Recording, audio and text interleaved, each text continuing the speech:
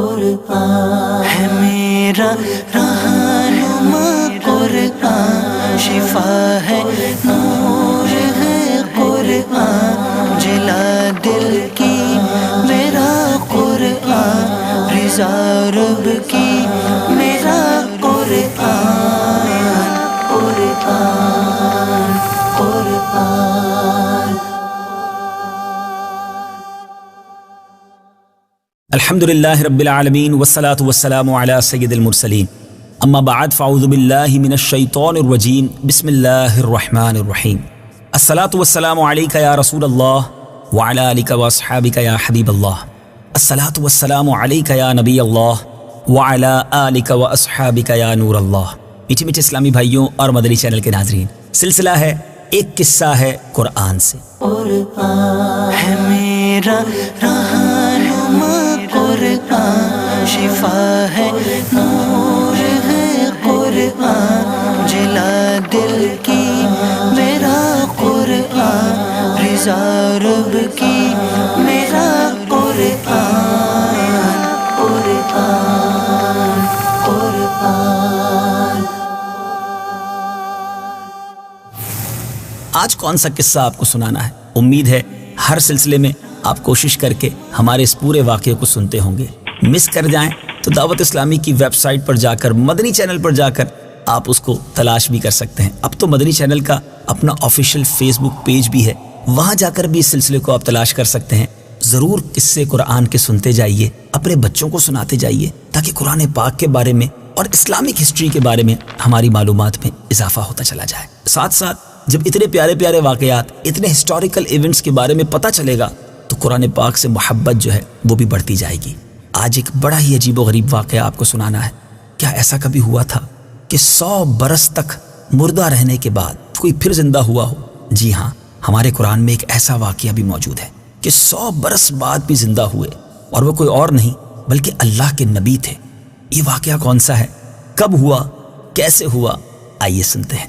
اکثر مفسرین کے نزدیک یہ واقعہ حضرت عزیر بن شرخیہ علیہ السلام کا ہے، جو بنی اسرائیل کے ایک نبی ہیں۔ اور واقعے کی تفصیل یہ ہے کہ جب بنی اسرائیل کی بدعمالیاں بہت زیادہ بڑھ گئیں تو ان پر خدا کی طرف سے یہ عذاب آیا کہ بخت نصر بابلی، ایک کافر بادشاہ جو تھا، اس نے اپنی بڑی فوج کے ساتھ بیت المقدس پر حملہ کر دیا اور شہر کے 1 لاکھ باشندوں کو قتل کر دیا، اور 1 لاکھ کو ملک شام میں بکھیر کر ادھر ادھر آباد کر دیا، گویا ملک بدر کر دیا، اور 1 لاکھ کو گرفتار کر کے لونڈی اور غلام بنا لیا۔ حضرت عزیر علیہ السلام بھی انہی قیدیوں میں سے تھے۔ اس کے بعد اس غیر مسلم بادشاہ نے پورے شہر بیت المقدس کو توڑ پھوڑ کر مسمار کر دیا اور بالکل ویران بنا دیا۔ یہ کیسا عذاب تھا، یہ کیسی فوج تھی جس نے گویا ایک ہنستے بستے شہر کو تخت و تاراج کر دیا، برباد اور ویران کر دیا۔ اب قوم عمالقہ کا ایک لڑکا ان کے بت نصر کے پاس لاوارث پڑا ہوا ملا۔ اب آئیے جانتے ہیں کہ بخت نصر تھا کون۔ چونکہ اس کے باپ کا نام کسی کو معلوم نہیں تھا، اس لیے لوگوں نے اس کا نام بخت نصر یعنی نصر کا بیٹا رکھ دیا۔ خدا کی شان کی لڑکا بڑا ہو کر کہراسف بادشاہ کی طرف سے سلطنت بابل پر گورنر مقرر ہو گیا، پھر یہ خود دنیا کا بہت بڑا بادشاہ بن گیا۔ کچھ دنوں کے بعد حضرت عزیر علیہ السلام جب کسی طرح بخت نصر کی قید سے رہا ہوئے تو ایک دراز گوش یعنی گدھے پر سوار ہو کر اپنے شہر بیت المقدس میں داخل ہوئے۔ اپنے شہر کی ویرانی اور بربادی دیکھ کر آپ کا دل بھر آیا۔ انبیاء بھی کمال کی شخصیت ہوتے ہیں، اپنی قوم سے، اپنے شہر سے، اپنے لوگوں سے بڑا پیار ہوا کرتا ہے۔ جب اپنے شہر کو ویران دیکھا تو آپ کا دل بھر آیا، چاروں طرف چکر لگایا مگر کسی انسان کی شکل نظر نہ آئی۔ ہاں یہ دیکھا کہ وہاں کے درختوں پر خوب زیادہ پھل آئے ہیں جو پک کر تیار ہو چکے ہیں، مگر کوئی ان پھلوں کو توڑنے والا نہیں ہے۔ یہ منظر دیکھ کر نہایت ہی حسرت و افسوس کے ساتھ آپ کی زبان مبارک سے یہ جملہ نکلا، انا یحیی ہذہ اللہ بعد موتہا، یعنی اس شہر کی ایسی بربادی اور ویرانی کے بعد بھلا کس طرح اللہ عز و جل اس کو آباد کرے گا۔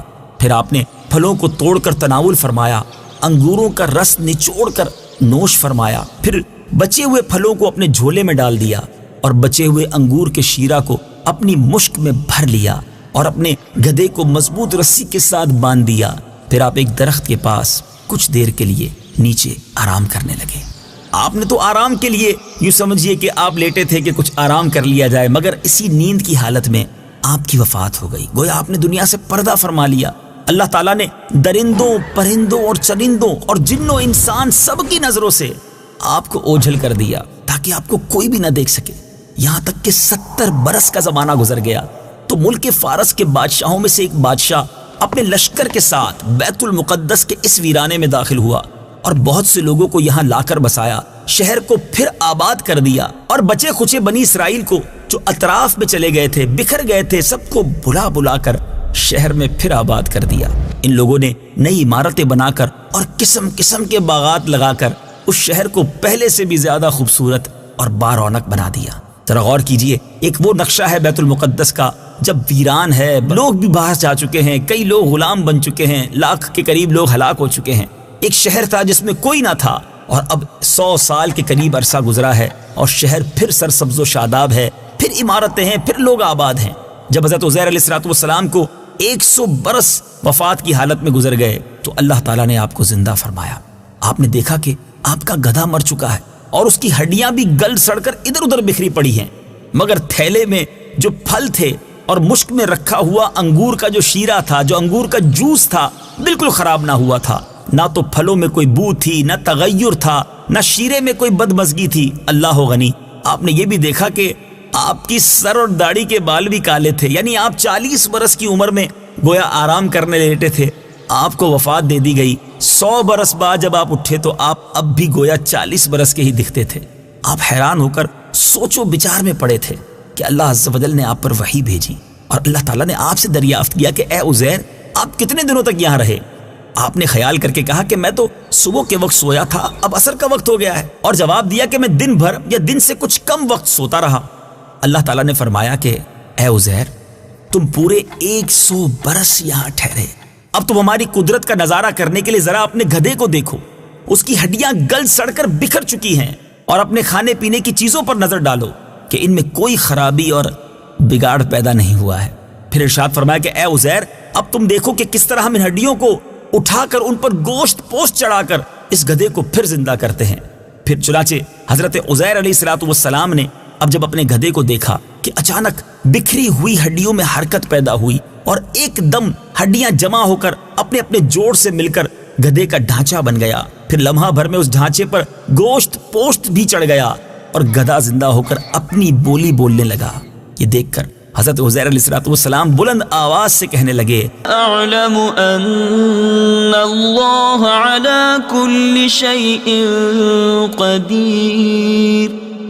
ترجمہ، میں خوب جانتا ہوں کہ اللہ ہر چیز پر قادر ہے۔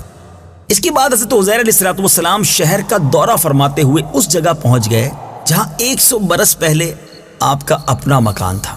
کسی نے آپ کو نہ پہچانا، نہ آپ نے کسی کو پہچانا۔ ہاں، البتہ یہ دیکھا کہ ایک بہت ہی بوڑھی اور اپاہج عورت مکان کے پاس بیٹھی ہے جس نے اپنے بچپن میں حضرت عزیر علیہ السلام کو دیکھا تھا۔ آپ نے اس سے پوچھا کہ کیا یہی عزیر کا مکان ہے؟ تو اس نے جواب دیا کہ جی ہاں۔ پھر بڑھیا نے کہا کہ عزیر کا کیا ذکر ہے، ان کو تو 100 برس ہو گئے ہیں کہ وہ بالکل ہی لاپتہ ہو گئے ہیں۔ اور یہ کہہ کر بڑھیا رونے لگی، اور آپ نے فرمایا کہ اے بڑھیا، میں ہی عزیر ہوں۔ تو بڑھیا نے کہا کہ سبحان اللہ، آپ کیسے عزیر ہو سکتے ہیں؟ آپ نے فرمایا کہ اے بڑھیا، مجھ کو اللہ تعالیٰ نے 100 برس تک مردہ رکھا، پھر مجھ کو زندہ فرمایا اور میں اپنے گھر آ گیا ہوں۔ تو بڑھیا نے کہا کہ حضرت عزیر علیہ السلام تو ایسے باکمال تھے کہ ان کی ہر دعا مقبول ہوتی تھی۔ اگر آپ واقعی حضرت عزیر علیہ السلام ہیں تو میرے لیے دعا کیجئے کہ میری آنکھوں میں روشنی آ جائے، میرا فالج اچھا ہو جائے۔ حضرت عزیر علیہ السلام نے اللہ کی بارگاہ میں دعا کی، بڑھیا کی آنکھیں بھی ٹھیک ہو گئیں اور اس کا فالج بھی ٹھیک ہو گیا۔ پھر اس نے غور سے آپ کو دیکھا تو پہچان لیا اور بول اٹھی کہ میں شہادت دیتی ہوں کہ آپ یقیناً حضرت عزیر علیہ السلام ہیں۔ پھر وہ بڑھیا آپ کو لے کر بنی اسرائیل کے محلے میں گئی۔ اتفاق سے وہ سب لوگ ایک مجلس میں جمع تھے۔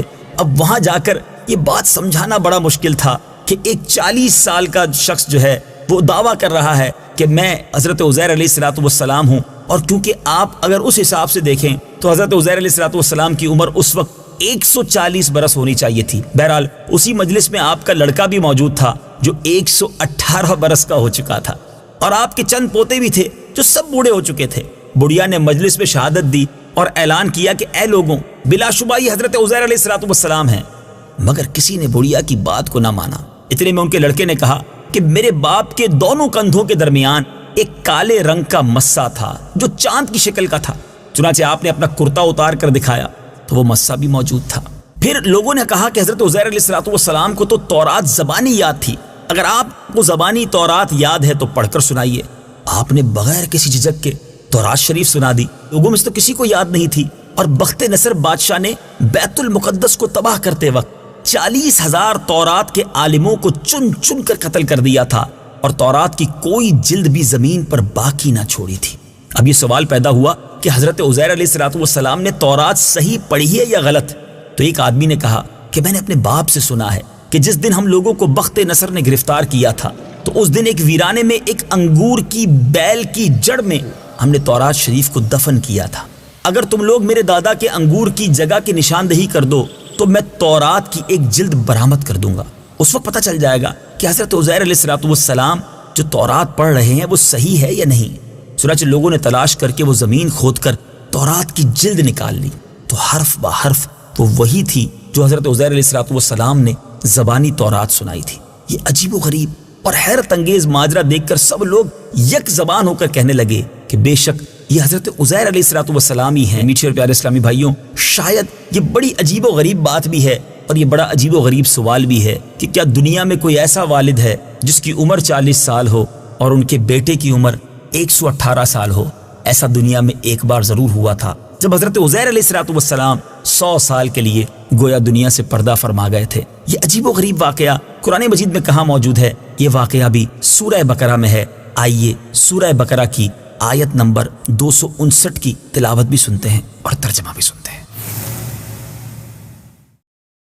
أو كالذي مر على قرية وهي خاوية على عروشها قال أنى يحيي هذه الله بعد موتها فأماته الله 100 عام ثم بعثه قال كم لبثت قال لبثت يوما أو بعض يوم قال بل لبثت 100 عام فانظر إلى طعامك وشرابك لم يتسنه وانظر إلى حمارك وَلِنَجْعَلَكَ آيَةً لِلنَّاسِ وَانظُرْ إِلَى الْعِظَامِ كَيْفَ نُنشِزُهَا ثُمَّ نَكْسُوهَا لَحْمًا فَلَمَّا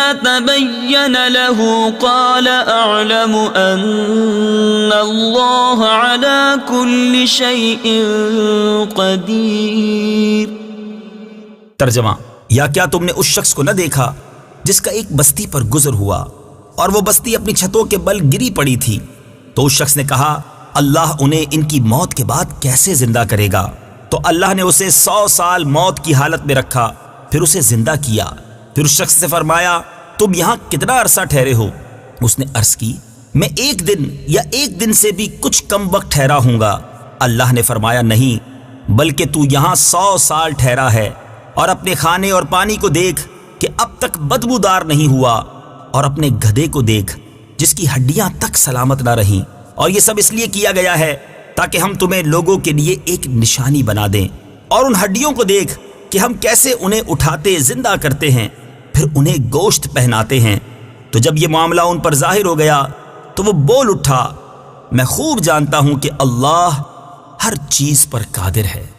میٹھے میٹھے اسلامی بھائیوں اور مدنی چینل کے ناظرین، واقعہ آپ نے سنا ہے نا عجیب و غریب قصہ، مگر اس قصے سے ہمیں کیا سیکھنے کو مل رہا ہے؟ میرے رب کی شان کتنی نرالی ہے۔ ان اللہ علی کل شیء قدیر، میرا رب جب چاہے جو چاہے اپنی قدرت سے فرما سکتا ہے۔ ہمیں اس کی قدرت پر یقین کامل ہونا چاہیے۔ بعض اوقات ہم سمجھتے ہیں ناممکن ہے، مگر میرے رب کے لیے کوئی چیز ناممکن نہیں۔ ایک بات۔ دوسری بات یہ کہ حضرت عزیر علیہ السلام کے اس واقعے میں اللہ تعالیٰ کی کیسی شان سننے کو مل رہی ہے کہ آپ کا ایک بال بھی سفید نہیں ہوتا، آپ 40 سال جتنے ہی دکھ رہے ہیں، آپ کا گدھا جو ہے وہ گل سڑ کر ہڈی اس کی ہڈیاں بھی بکھر جاتی ہیں، دوسری طرف آپ کے پھل بھی سلامت ہیں، آپ کا انگور کا شیرہ بھی ٹھیک ہے، اور پھر رب نے چاہا تو وہ گدھا پھر سے زندہ بھی ہو جاتا ہے نا عجیب بات۔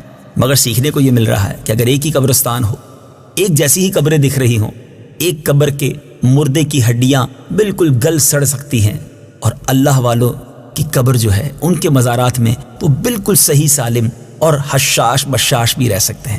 رب کی رضا جس میں ہے، اللہ جسے چاہے اسے اپنی حفظ و امان میں رکھے۔ جبھی تو شاعر لکھتا ہے، جبھی میلی نہیں ہوتی دہن میلا نہیں ہوتا، غلامان محمد کا کفن میلا نہیں ہوتا۔